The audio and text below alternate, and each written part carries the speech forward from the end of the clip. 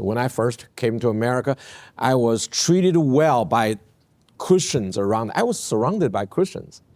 It sounds like lucky, but I know we shouldn't use the word luck. But when I came to America 36 years ago, I was surrounded by Christians. And they're the ones who fetched me from the airport and then found an apartment for me, found a roommate for me, carried me to rent, and to pay for the, lend me money to pay for electricity, utility, and carry me to buy food, and they're graceful. So because of gratitude, I started to go to church. But once I go to church, people started teaching me, oh, you got to believe in creation. I said, no, we came from evolution.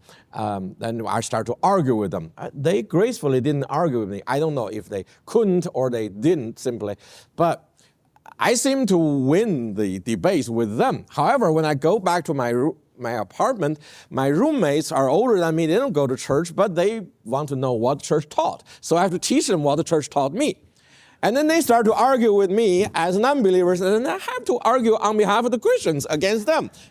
After a semester, I argued myself into the faith, because the truth is on that side. So this.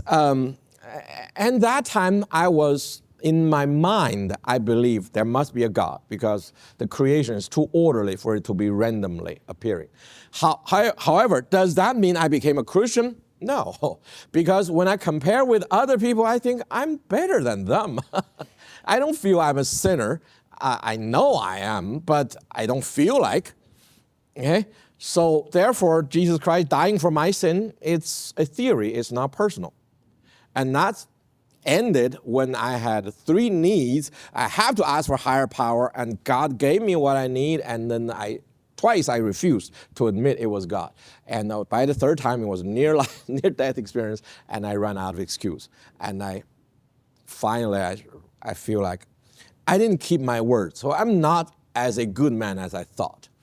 So I felt like a sinner. And that's when grace became personal.